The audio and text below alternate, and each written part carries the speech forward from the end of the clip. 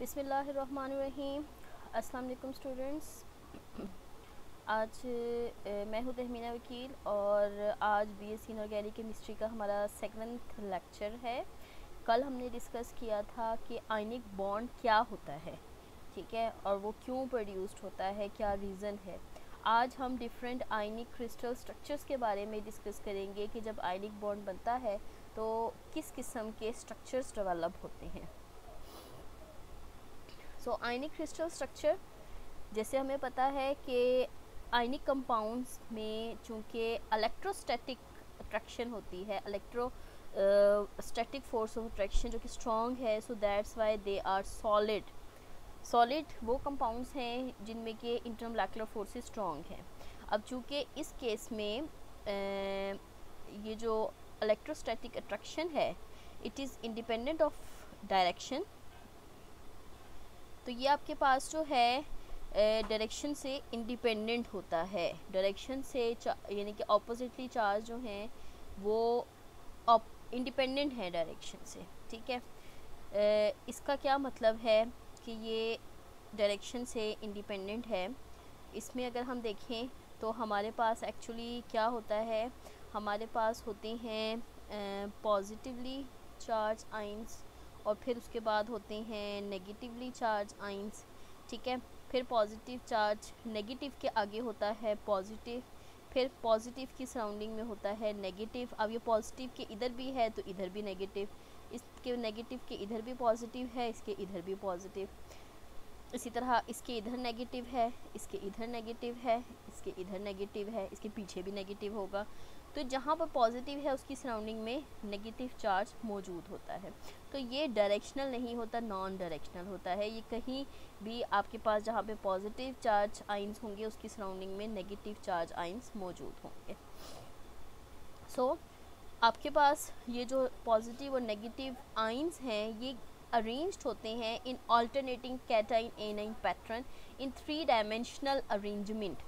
3 dimensional arrangement जैसे मैंने आपको बताया यहाँ पे जिस तरह से कि ये आपके पास क्या है, एक देखें नेगेटिव फिर पॉजिटिव फिर नेगेटिव फिर पॉजिटिव फिर नेगेटिव, फिर उसके बाद जो है इसके आगे पॉजिटिव नेगेटिव एक ऑल्टरनेट पैटर्न है। तो ये ऑल्टरनेट पैटर्न अपने आप को रिपीट करता है इन 3 डायमेंशनल पैटर्न और इसके नतीजे में जो हमारे पास अरेंजमेंट प्रोड्यूस्ड होती है 3 dimensional arrangement, this is called as crystal lattice. अब क्रिस्टल लैटिस क्या है, या आपके पास वो स्ट्रक्चर है या वो अरेंजमेंट है आइंस की जो प्रोड्यूस हो रही है bye positive negative sorry ions की अरेंजमेंट की वजह से। अब किसी भी नियरेस्ट नेबर के पास किसी भी आइन के पास जितने नेबरिंग ऑपोजिटली चार्ज आइंस मौजूद होते हैं उसको उसका कोऑर्डिनेशन नंबर कहा जाता है। सो कोऑर्डिनेशन नंबर क्या है, जैसे यहाँ पे मैं नीचे बताऊँ आपके पास, ये देखें, ये सिंपल सी एक मतलब एग्जांपल है आपके पास। ये अगर सिर्फ मैं इतना सा एरिया ले लूँ, ठीक है, अब इतने से एरिया में क्या है कि जो ये नेगेटिव चार्ज है इसके इर्द गिर्द कितने पॉजिटिव चार्ज आइंस मौजूद हैं, इसके इर्द गिर्द देखें 1 2 3 4 ये पॉजिटिव चार्ज आइंस मौजूद हैं। सो इसका जो कोऑर्डिनेशन नंबर होगा वो क्या होगा, कोऑर्डिनेशन नंबर इज़ के कितने number of oppositely charge ions मौजूद हैं। So it's coordination number is 4, ठीक है। उसके बाद हमारे पास आ जाता है कि हम किस तरह से क्रिस्टल लैटिस को या आइंस की पोजीशन को लोकेट कर सकते हैं। तो वो है आपके पास एक्सरे डायफ्रैक्शन स्टडीज़। ये एक्सरे डायफ्रैक्शन स्टडीज़ जो है इससे हमें पता चलता है कि कोई भी एटम कहाँ मौजूद है।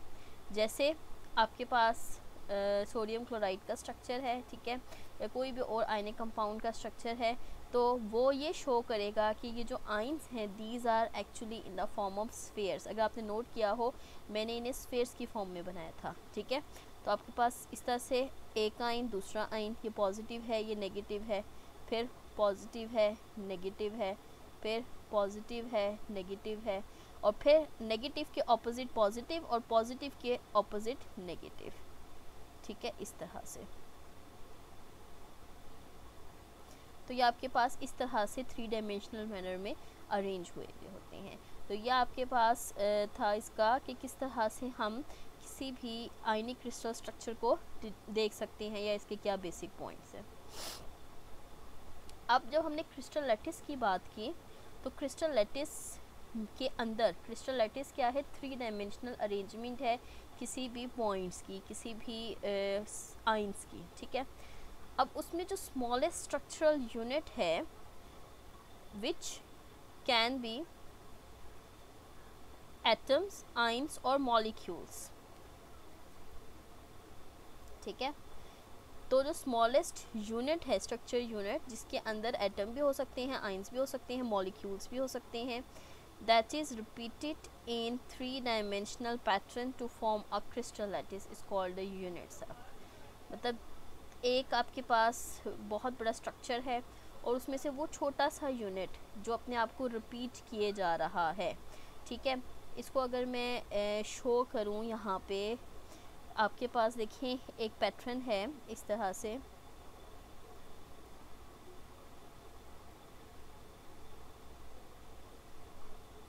ठीक है, ये एक पैटर्न चल रहा है। अब इस पैटर्न में जो सबसे स्मॉलेस्ट यूनिट है, ये क्या आ जाएगा, ये यूनिट अपने आप को रिपीट कर रहा है। ठीक है, ये देखिए ये पैटर्न रिपीट हो रहा है। तो ये स्मॉलेस्ट यूनिट जो अपने आप को रिपीट कर रहा था, ठीक है, ये कहलाएगा यूनिट सेल। अब ये थी 2 डायमेंशनल बात, क्योंकि मैं यहाँ पे 3 डायमेंशनल नहीं ड्रॉ कर सकती। अगर इसी चीज़ को हम 3 डायमेंशनली देखें तो उस केस में हमारे पास वो यूनिट सेल, क्योंकि क्रिस्टल लैटिस जो है वो 3 डायमेंशनल अरेंजमेंट को रिप्रेजेंट करता है। ठीक है, उसके बाद हमारे पास आ जाते हैं कि जब यूनिट सेल है उसके अंदर कुछ करेक्टरिस्टिक्स होने चाहिए, तभी वो प्रॉपरली जो है वो किसी भी क्रिस्टल लैटिस को एक्सप्लेन कर सकता है। ठीक है, वो आपके पास क्या आ जाते हैं, they generate the entire crystal bye simple translation in 3 dimension. अगर उसी को हम 3 डायमेंशनली रिपीट करें तो उससे हम पूरा स्ट्रक्चर ड्रॉ कर सकते हैं। ठीक है, it indicates the coordination number. इस क्रिस्टल यूनिट सेल से हमें पता चलना चाहिए कि कितने number of oppositely charge ions मौजूद हैं सराउंडिंग में किसी भी आइन के। And it should be consistent with the formula of the compound. किसी भी कंपाउंड का मोलेकुलर फार्मूला जो है वो हम लिखते हैं कि उसमें उन दोनों आइंस की रेशो क्या है, आपस में 1:1 रेशो है, 1:2 रेशो है, उसके अकॉर्डिंग फार्मूला लिखा जाता है। तो जो फार्मूला है उसके अकॉर्डिंग वो स्ट्रक्चर जो है वो कंसिस्टेंट होना चाहिए। ठीक है, अब उस स्ट्रक्चर के हिसाब से हमारे पास एक और टर्म आती है जो है रेडियस रेशो की। रेडियस रेशो क्या है, आपके पास 2 तरह के आइंस होते हैं, एक होता है केटाइन और एक होता है एनाइन। ठीक है, केटाइन क्या है, जैसे मैंने कल बताया, इट इज़ पॉजिटिवली चार्ज, और एनाइन क्या है, हमारे पास species which has a negative charge. Positive charge produced होता है इलेक्ट्रॉन लूज से और नेगेटिव चार्ज प्रोड्यूस्ड होता है इलेक्ट्रॉन गेन से। अब इनका ये जो रेडियस है, ठीक है, रेडियस किस तरह से हम निकालेंगे इनका, आपके पास देखिए ये आपके पास इसके सेंटर से ये जो डिस्टेंस आएगा ये आ जाएगा r पॉजिटिव। ठीक है, और इसके सेंटर से जो डिस्टेंस आ जाएगा वो आ जाएगा r नेगेटिव। ठीक है, तो अगर इनकी रेशो ले ली जाए, that is the ratio of cation divided by the ratio of anion, that is r positive divided by r negative. ये जो रेशो है ये रेडियस रेशो कहलाती है। अब ये जो रेडियस रेशो है ये बहुत ज़्यादा इम्पॉर्टेंट है इन द सेंस कि ये हमें बताती है कि इसका कोऑर्डिनेशन नंबर क्या होगा और इसका स्ट्रक्चर क्या होगा। ठीक है, अब ये आपके पास जो है वो डिफरेंट लिमिटिंग रेशोज़ यहाँ पे गिवन है। अगर कोई भी कंपाउंड ऐसा है जिसकी रेशो, ये पॉजिटिव और नेगेटिव चार्ज की जो रेशो है वो 0.73 या उससे ऊपर की आती है, तो उस केस में कोऑर्डिनेशन नंबर होता है 6। और उस 6 कोऑर्डिनेशन नंबर के लिए जो स्ट्रक्चर बनता है वो बनता है बॉडी सेंटर्ड क्यूबिक, ठीक है। सो आपके पास जो रेशो है वो एक्चुअली बता रही है कि कितने सराउंडिंग एटम्स होंगे और कितना उसका वो होगा, ठीक है। अच्छा, अब ये उसमें दो तरह के आ जाते हैं कोऑर्डिनेशन नंबर 6 के लिए, ठीक है। अगर रेडियस रेशो 0.73 से ऊपर है तो बॉडी सेंटर स्ट्रक्चर होगा, और अगर रेडियस रेशो जो है वो 0.414 से 0.73 के दरमियान है तो उस केस में जो स्ट्रक्चर बनेगा वो ऑक्टाहेड्रल बनेगा, ठीक है। तो कोऑर्डिनेशन नंबर 6 के लिए आपके पास दो कंडीशंस हैं, या बॉडी सेंटर्ड क्यूबिक का या फिर ऑक्टाहेड्रल की, ठीक है। उसके बाद हमारे पास आ जाता है कोऑर्डिनेशन नंबर 4। कोऑर्डिनेशन नंबर 4 में आगे 2 पॉसिबिलिटीज़ है, एक है स्क्वायर प्लेनर और एक है टेट्राहेड्रल।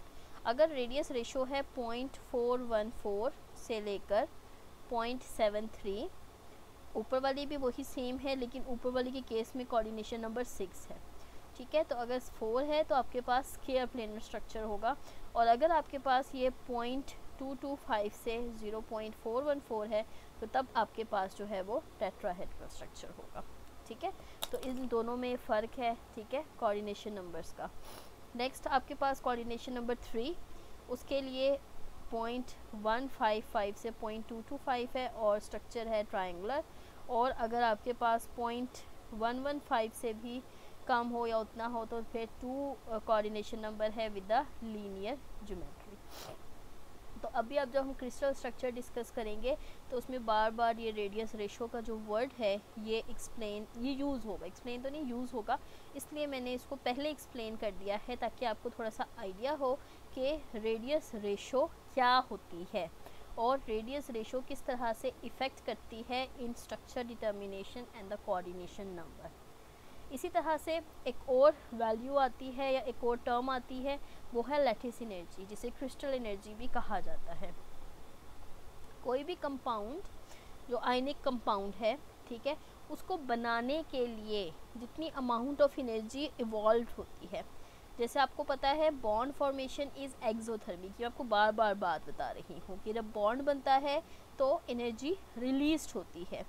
तो किसी भी आयनिक कंपाउंड को बनाने के लिए कौन सा आयनिक कंपाउंड, 1 मोल फार्मूला यूनिट कंपाउंड, ठीक है। यानी कि किसी भी आयनिक कंपाउंड का 1 मोल बनाने के लिए किस तरह बनाएंगे, by bringing about the gaseous ion of oppositely charge together, उनको हम क्लोज ले आएंगे, ठीक है।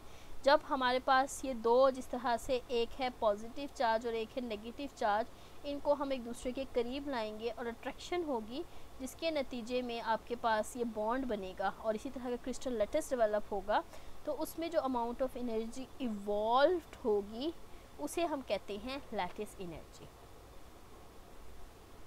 तो हमारे पास लैटिस एनर्जी का फॉर्मूला क्या है, it is equals to U, इसे यू से रिप्रेजेंट करते हैं with A Q negative Q positive divided by R negative R positive minus B। अब इसमें ये टर्म्स क्या हैं, A is the constant whose value depend upon crystal lattice, कि क्रिस्टल लैटिस किस तरह का डेवलप हो रहा है, ठीक है, वो कौन से सिस्टम से बिलोंग करता है, कैसा क्रिस्टल लैटिस है। B ये हमारे पास है स्मॉल कांस्टेंट ऑफ रिपल्जन, इसीलिए हमने इस पूरे टर्म में से इसको माइनस किया है कि अगर हमारे पास जब पॉजिटिव और नेगेटिव चार्जेस आते हैं इन लेयर्स, ठीक है, इस तरह से देखें, ये नेगेटिव है, पॉजिटिव है, फिर नेगेटिव है, फिर पॉजिटिव है, फिर दूसरी लेयर में ये नेगेटिव, ये पॉजिटिव, ये नेगेटिव, ये पॉजिटिव। तो रिपल्जन किनके दरमियान होती है, रिपल्जन होती है ऑपोजिटली चार्ज आयंस के दरमियान। तो अगर ये इस तरह से ऑपोजिटली चार्जेस सेम चार्जेस के दरमियान, ठीक है, अगर ये सेम चार्जेस कहीं रिपल्जन कॉज करते हैं तो उस केस में वो जो रिपल्जन का फैक्टर है उसको हम अकाउंट करते हैं विद दिस कांस्टेंट b, ठीक है। सो ये आपके पास जो है वो इक्वेशन है जिसके थ्रू हम लैटिस एनर्जी फाइंड आउट करते हैं। अब किस तरीके से हम इसे फाइंड आउट कर सकते हैं, we can calculate it by the theoretical calculations, ठीक है, या एक्सपेरिमेंटल कैलकुलेशंस। एक्सपेरिमेंटल कैलकुलेशंस की जाती हैं बॉन्ड हैबिट साइकिल, या आप लोगों ने एफएससी में पढ़ा था कि हमारे पास एक साइक्लिक रिएक्शन है हेसिस लॉ के according to which the summation of delta H for the cyclic process is zero. तो उस प्रोसेस के थ्रू हम क्या करते हैं, इसको लैटिस एनर्जी को कैलकुलेट करते हैं। ठीक है, तो ये सारी का सारा आपके पास इंट्रोडक्शन हो गया, डिफरेंट टर्म्स हो गई जो कि यूज़ होती है to find out the crystal structure of any compound. ठीक है, सो नाउ हम डिफरेंट क्रिस्टल स्ट्रक्चर्स जो हैं उनको स्टडी करेंगे कि किस तरह के क्रिस्टल स्ट्रक्चर्स होते हैं और किस तरह से जो है वो यूटिलाइज्ड होते हैं फॉर देयर डिटर्मिनेशन। ठीक है, उसमें आपके पास फर्स्ट कैटेगरी आ जाती है उन आयनिक कंपाउंड्स की जिसमें के 1:1 टाइप मौजूद है। 1:1 का मतलब क्या है कि केटाइन और एनाइन की जो रेशो है वो 1:1 है। जैसे देखिए सोडियम क्लोराइड, एक सोडियम एक क्लोरीन, सीजियम क्लोराइड एक सीजियम एक क्लोरीन, जिंक सल्फाइड एक जिंक और एक सल्फर। ठीक है, तो ये 1:1 टाइप का मतलब है। इसमें सबसे पहले देखिए एग्जांपल दी हुई है आपके पास सोडियम क्लोराइड की। सोडियम क्लोराइड को अगर हम देखें तो सोडियम केटाइन है, केटाइन का साइज़ छोटा होता है। ठीक है, क्लोराइड एनाइन है, इसका साइज़ बड़ा होता है। तो ये जो आपके पास एक बना है पूरे का पूरा, ये है 1 आयन पेयर। ठीक है, 1 आयन पेयर का मतलब क्या है कि आपके पास इसमें एक केटाइन और एक एनाइन है। जब इन दो आयन पेयर्स को हम करीब लाएंगे तो आपके पास इस तरह का स्ट्रक्चर प्रोड्यूस्ड होता है। ठीक है, तो ये आपके पास 2 आयन पेयर्स हैं। इसी तरह से क्या होगा कि हम बहुत सारे आयन पेयर्स को एक दूसरे के करीब लाएंगे।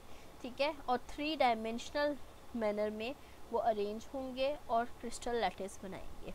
अब इसके लिए जो हमारे पास रेडियस रेशो निकलती है वो निकलती है 0.53।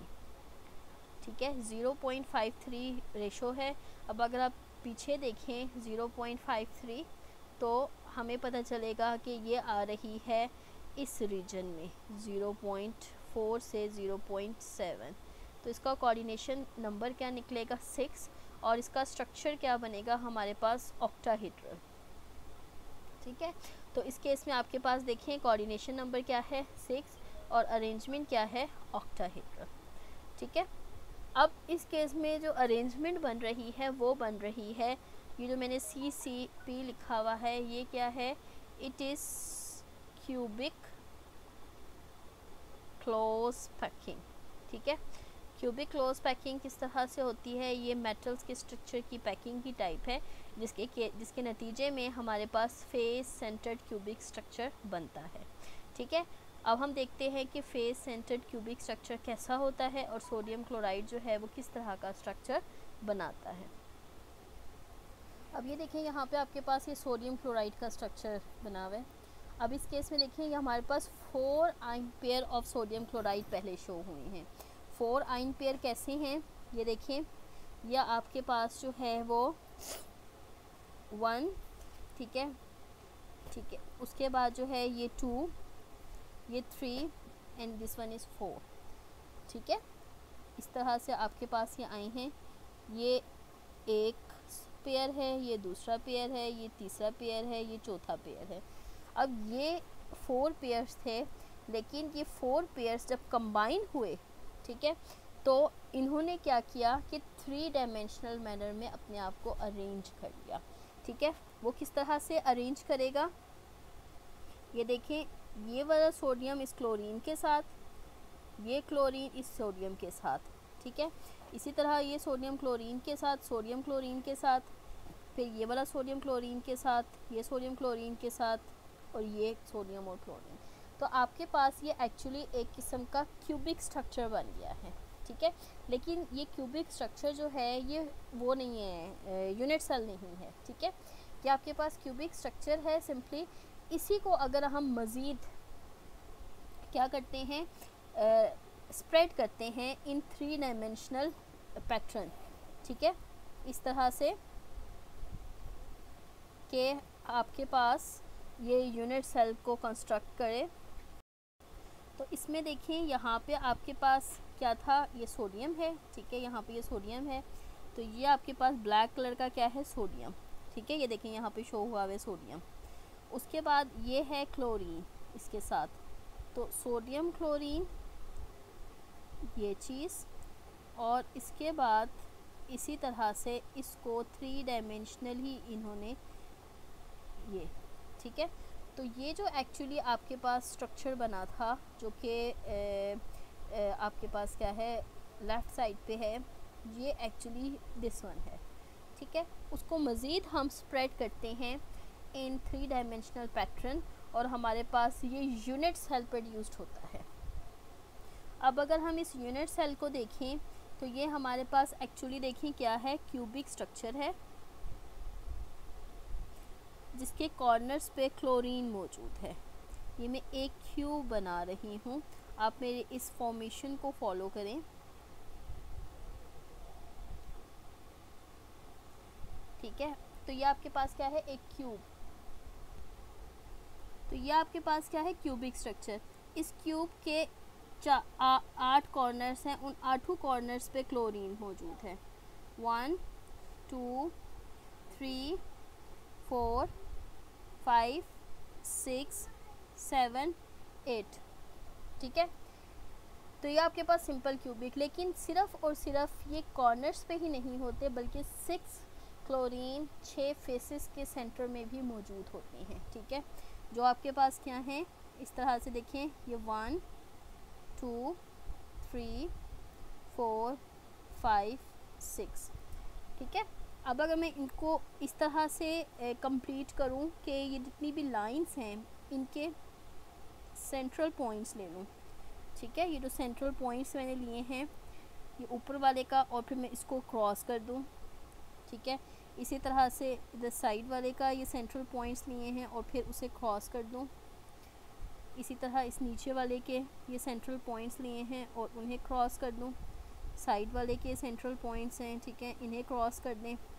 इसी तरह से जो बैकवर्ड में है आपके पास, ठीक है, उसे क्रॉस कर दें,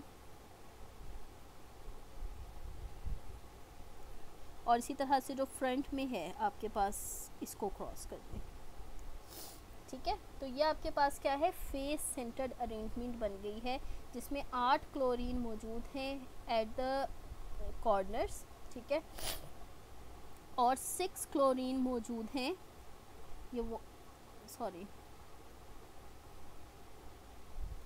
ठीक है, इन द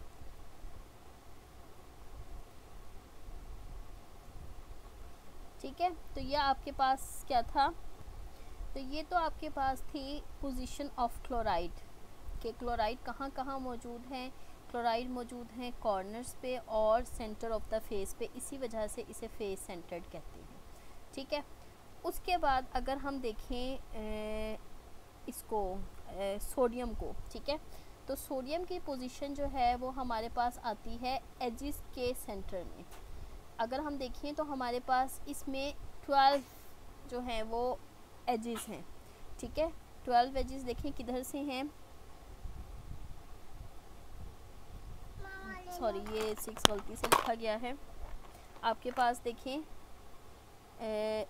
ये 1 2 3 4 5 6 7 8 9 10 11 12, ये मैं जहाँ पे येलो किया है, these are the centre of edges. इसके ऊपर मैं सोडियम को पुट कर दूँगी, ये सोडियम की पोजीशन है, ठीक है। तो 12 जो सोडियम है दे आर प्रेजेंट, तो यहाँ पे देखें 12 सोडियम मौजूद हैं edges of centre of the edges में, और एक सोडियम होता है बिल्कुल सेंटर ऑफ द बॉडी में, ठीक है। तो ये आपके पास पोजीशन है सोडियम की और क्लोरीन की। अब अगर हम यहाँ पे कोऑर्डिनेशन नंबर चेक करना चाहें तो विद रिस्पेक्ट टू सोडियम हम कर सकते हैं। ये देखें, हम लाइन ड्रॉ करें सोडियम की with the surrounding chlorine, 1 2 3 4 5 and 6, ठीक है। तो यही अरेंजमेंट इधर एक्सप्लेन की हुई है। यहाँ पे देखें बताया हुआ है कि किस तरह से हमारे पास जो है वो ऑक्टाहेड्रल अरेंजमेंट में तमाम के तमाम जो क्लोरीन हैं वो मौजूद हैं around the carbon, around the sodium. अब अगर हम गौर करें तो देखिए ये जो 4 क्लोरीन हैं आपके पास, this one, this one, this one and this one, ये 4 क्लोरीन यहाँ पे शो हुए हुए हैं, ठीक है, मतलब एक प्लेन में, और 2 क्लोरीन ऊपर और नीचे शो हुए हुए हैं, जिस तरह से यहाँ पे ये ऊपर और ये नीचे शो हुए हुए हैं, ठीक है। और फिर उनको कनेक्ट किस तरह से किया है, ये देखें, ये चारों फोर्थ को कनेक्ट किया है ऊपर के साथ, और चारों फोर्थ को कनेक्ट किया है इस नीचे वाले के साथ, ठीक है। तो ये आपके पास ऑक्टाहेड्रल अरेंजमेंट आ जाती है। क्लियर? अब अगर हमने नंबर ऑफ आइंस निकालने हैं इन यूनिट सेल, तो उसके लिए ये देखिए यहाँ पे आपके पास फॉर्मूला है, that is the number of ions in unit cell is equals to NC plus NE plus NF plus NI। NC क्या होता है, number of ions present at the corner, ठीक है, ये कॉर्नर के लिए। NE number of ions present at the centre of edges. NF is for number of ions present at the center of faces, and NI is the number of ion present at the interior of the body, ठीक है। अब अगर हम sodium chloride के लिए निकालें तो पहले क्लोराइड का देख लेते हैं, ठीक है। क्लोराइड के केस में जैसे मैंने बताया कि 8 कॉर्नर्स पे मौजूद थे, सॉरी ये थोड़ा सा इसमें मिस्टेक है, ये होता है NC/8, ठीक है। ये आपके पास इस तरह से बनेगा NC डिवाइडेड बाय 8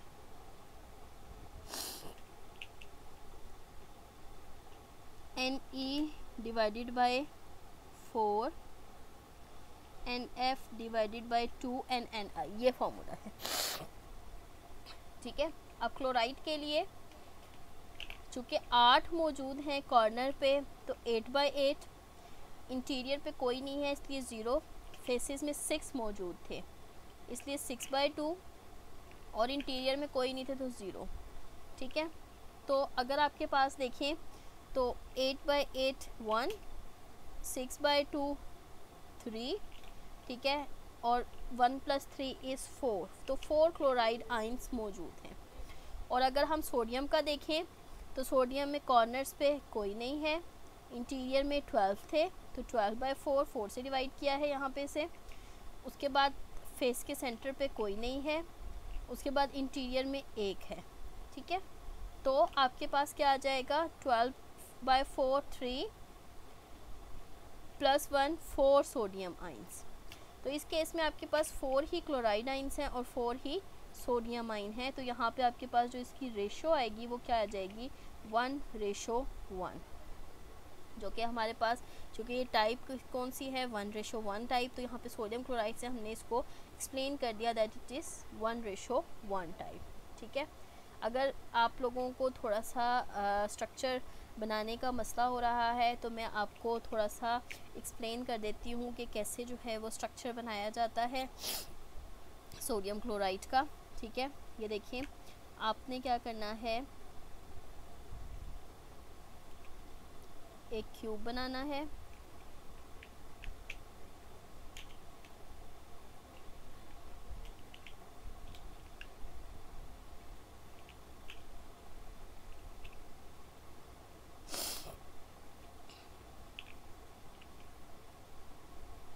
ठीक है, इस तरह से।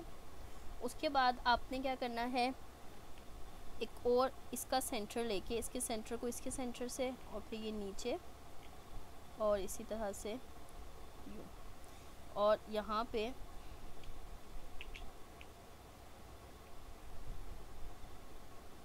ठीक है।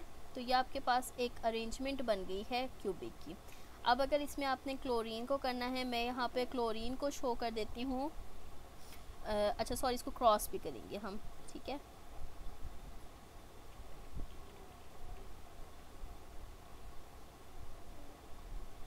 इनके सेंटर्स को लेके आपने क्रॉस करना है। इसी तरह से यहाँ ऊपर से ये नीचे, ये यहाँ से इस तरह से, और ये एंड देन ये। तो ये आपके पास स्ट्रक्चर बन गया सोडियम क्लोराइड का। अब क्लोरीन अगर इसमें ऐड करनी है तो क्लोरीन को मैं रेड से शो कर रही हूँ, ठीक है। तो क्लोरीन मौजूद है आपके पास कॉर्नर्स पे 8 और 6 क्लोरीन मौजूद है ये फेसिस के सेंटर में। 1 2 3 4 5 एंड 6, ठीक है। उसके बाद येलो से शो करूँगी मैं सोडियम को। सोडियम मौजूद हैं at the centre of edges 1 2 3 4 5 6 7 8 9 10 11 and 12, ठीक है। और एक सोडियम मौजूद है इन द सेंटर। तो ये आपके पास बिल्कुल एक परफेक्ट सोडियम क्लोराइड का स्ट्रक्चर आ गया है, ठीक है। और इसमें ये हम जो है वो इस फॉर्मूले के थ्रू फाइंड आउट करते हैं सोडियम और क्लोराइड आइंस, ठीक है। तो इसमें यहाँ पे जो कॉर्नर पे मौजूद क्लोरीन है ये एक्चुअली 8 ऐसे क्यूब से शेयर होता है, इसलिए हम NC/8 लिखते हैं। और ये जो फेस का क्लोरीन है वो सिर्फ 2 से शेयर होता है, इसलिए हम NF/2 लिखते हैं, ठीक है। और इसी तरह से आपके पास जो सोडियम आ जाता है, ये जो सोडियम है एज का ये 4 से शेयर होता है, इसलिए इसे डिवाइड करते हैं 4 से। और ये जो आपके पास सेंटर ऑफ द बॉडी में है ये पूरे का पूरा इसी यूनिट सेल का होता है, इसलिए हम इसे किसी से भी डिवाइड नहीं करते, ठीक है। तो इस फिनोमेना के ऊपर जो है ये कैलकुलेशन सारी की सारी की गई हैं। नेक्स्ट आपके पास आ जाता है स्ट्रक्चर ऑफ सीजियम क्लोराइड। इसकी अगर हम रेडियस रेशो देखें तो इसकी रेडियस रेशो आती है 0.93, दैट इज़ ग्रेटर देन 0.73। अगर हम पीछे रेडियस रेशो वाला निकालें तो हमें पता चलेगा कि जब वो होता है तो उस केस में कोऑर्डिनेशन नंबर आपके पास 8 होता है and the structure is body centred cubic structure, ठीक है। तो इस केस में आपके पास body centred cubic structure produced हो रहा है, ठीक है। और इस स्ट्रक्चर को हम डिस्कस कर लेते हैं। अब ये आपके पास देखें बॉडी सेंटर्ड क्यूबिक स्ट्रक्चर है। चूँकि सीजियम बड़े साइज़ का होता है तो सीजियम दरमियान में है, ये सीजियम है और इसके इर्द गिर्द 4 क्लोरीन मौजूद हैं, सॉरी 8 क्लोरीन, ठीक है, क्योंकि कोऑर्डिनेशन नंबर क्या है 8। तो इस केस में आपके पास देखें 1 2 3 4 5 6 7 8, ये 8 क्लोरीन हैं। तो ये जो अरेंजमेंट है ये कहलाती है body centred cubic arrangement and the coordination number is 8। उसके बाद अगर हम देखें जिंक सल्फाइड जो थर्ड टाइप है 1:1 टाइप की, उसको तो उसकी रेडियस रेशो है 0.46 जो कि लाई करती है कोऑर्डिनेशन नंबर 4 में and the arrangement is tetrahedral arrangement. इस टेट्राहेड्रल अरेंजमेंट से जो स्ट्रक्चर बनता है वो बनता है फेस सेंटर्ड क्यूबिक, ठीक है, FCC। तो ये फेस सेंटर्ड क्यूबिक स्ट्रक्चर बनता है। अब हम देखते हैं ये स्ट्रक्चर किस तरह का होता है। ये आपके पास है जिंक ब्लेंड या जिंक सल्फाइड का स्ट्रक्चर, ठीक है। अब अगर हम टेट्राहेड्रल अरेंजमेंट में देखें तो ये आपके पास देखें क्या है सल्फ़र, और सल्फ़र क्या कर रहा है टेट्राहेड्रली जिंक के साथ कंबाइन कर रहा है। ये है आपके पास टेट्राहेड्रल अरेंजमेंट जिसमें एंगल बनता है 109.5 डिग्री का। यही अरेंजमेंट 3 डायमेंशनली रिपीट हो रही है, ठीक है। जब इसी अरेंजमेंट को हम पुट करते हैं इन अ क्यूबिक अरेंजमेंट तो हमारे पास सेम वही स्ट्रक्चर बन रहा है, that is face centred cubic, जो कि सोडियम क्लोराइड के लिए बना था, ठीक है। तो ये वही स्ट्रक्चर है और ये इस तरह से जो है वो इसका स्ट्रक्चर प्रोड्यूस्ड होता है। नेक्स्ट आपके पास कैटेगरी आ जाती है उन आयनिक कंपाउंड्स की जो है 1:2 टाइप। अब 1:2 का मतलब क्या है कि इनमें केटाइन और एनाइन जो है वो, जैसे कैल्शियम फ्लोराइड, एक कैल्शियम है और 2 क्लोरीन है, ठीक है। तो ये आपके पास आता है 1। इसी तरह टाइटेनियम ऑक्साइड, एक टाइटेनियम है और 2 ऑक्सीजन है। तो ये आपके पास है 1:2 टाइप। अब इसमें दो तरह का स्ट्रक्चर है। अच्छा, जब आपके पास 1:2 टाइप के कंपाउंड्स आते हैं तो उसमें दो डिफरेंट आइंस हैं और दोनों डिफरेंट आइंस की अलग अलग कोऑर्डिनेशन नंबर निकलता है अकॉर्डिंग टू देयर साइज़। अब देखें, इसमें कैल्शियम के लिए कोऑर्डिनेशन नंबर है 8। इसका मतलब क्या है, एक कैल्शियम के इर्द गिर्द 8 फ्लोरीन मौजूद है। और फ्लोराइड का ऑक्सीडेशन नंबर क्या है, 4। इसका मतलब है एक फ्लोराइड के इर्द गिर्द 4 कैल्शियम मौजूद हैं। चूँकि कैल्शियम का साइज़ बड़ा है तो वो ज़्यादा फ्लोराइड को अपने इर्द गिर्द रख सकता है, फ्लोराइड छोटे साइज़ का है, और फ्लोराइड का चूँकि साइज़ छोटा है तो वो 4 ही कैल्शियम को अकोमोडेट करता है। तो इस 8 से आपके पास जो स्ट्रक्चर बनेगा वो ऑक्टाहेड्रल है, और इस 4 से जो स्ट्रक्चर बनेगा वो टेट्राहेड्रल। ठीक है, इस केस में रेडियस रेशो निकलती है 0.73 की। ठीक है, विद अ फ्लोराइड स्ट्रक्चर। ठीक है, थोड़ा कॉम्प्लिकेटेड सा स्ट्रक्चर होता है एज़ कम्पेयर टू दो आपने 1:1 टाइप है, क्योंकि इसमें दो आइंस के अलग अलग कोऑर्डिनेशन नंबर को फॉलो करना पड़ता है। अब हम स्ट्रक्चर देखते हैं इसका कैसा होता है। ये देखिए, ये आपके पास जो है वो फ्लोराइड स्ट्रक्चर है। ठीक है, इसमें ये जो हैं वो कैल्शियम है, ये ब्लैक डॉट्स वाले। ठीक है, और दूसरे जो हैं वो आपके पास फ्लोरीन है। ठीक है, अब एक कैल्शियम के इर्द गिर्द जो है वो 8 फ्लोरीन है और एक फ्लोरीन के इर्द गिर्द 4 कैल्शियम है। ठीक है, अभी थोड़ा कॉम्प्लिकेटेड सा स्ट्रक्चर है, इसे 3 डायमेंशनली इस तरह से एक्सप्लेन करना थोड़ा मुश्किल है, लेकिन ये आपके पास स्ट्रक्चर है which is called as fluoride. और अगर इसमें साइन इन्वर्स हो जाए, मतलब कैल्शियम की जगह फ्लोरीन हो और फ्लोरीन की जगह कैल्शियम हो, सॉरी A9 की जगह केटाइन हो और केटाइन की जगह A9 हो, मतलब आपके पास कैल्शियम यहाँ पे बड़े साइज़ का है और A9 छोटे साइज़ का है। अगर कोई ऐसा स्ट्रक्चर हो जिसमें केटाइन छोटे साइज़ का हो और A9 बड़े साइज़ का हो, तो उस केस में जो स्ट्रक्चर बनेगा उसे हम कहेंगे एंटी फ्लोराइड। ठीक है, एंटी फ्लोराइड मतलब इसी स्ट्रक्चर का वो ऑपोजिट हो जाएगा। ठीक है, तो ये आपके पास था कैल्शियम फ्लोराइड का स्ट्रक्चर। दूसरा हमारे पास आ जाता है टाइटेनियम ऑक्साइड का। इसमें टाइटेनियम का ऑक्सीडेशन नंबर है 6, मतलब एक टाइटेनियम के इर्द गिर्द 6 ऑक्सीजन मौजूद हैं। टाइटेनियम क्योंकि साइज़ बड़ा है तो वो ऑक्सीजन को एक्यूमुलेट कर लेगा, और एक ऑक्सीजन के इर्द गिर्द 3 टाइटेनियम मौजूद है। ठीक है, इसकी रेडियस रेशो है 0.43 से 0.73 विद अ रिटाइल स्ट्रक्चर। ठीक है, ये हम देखते हैं कैसा होता है। ये देखिए, यहाँ पे आपके पास टाइटेनियम ऑक्साइड का स्ट्रक्चर है। टाइटेनियम ऑक्साइड के स्ट्रक्चर में ये आपके पास ब्लैक टाइटेनियम है। ठीक है, इस ब्लैक टाइटेनियम के इर्द गिर्द अगर हम गौर करें, जिस तरह से अगर मैं इसको ले लूँ, ठीक है, तो यहाँ पे देखिए 1 2 3, ठीक है, और इसी तरह से आपके पास जो हैं वो यहाँ पे पीछे की तरफ भी होंगे 4 5 6। ठीक है, और अगर हम देखते हैं ऑक्सीजन को, तो ऑक्सीजन जो है इसके इर्द गिर्द 3 टाइटेनियम है। ठीक है, तो ये आपके पास ऑक्सीजन है। ठीक है, यहाँ पे 1 2 और फिर वहाँ पे 3 आ जाएगा। ठीक है, यहाँ पे 2 इसका इधर है और 3 ऊपर आ जाएगा। तो ये आपके पास स्ट्रक्चर कहलाता है रिटाइल स्ट्रक्चर।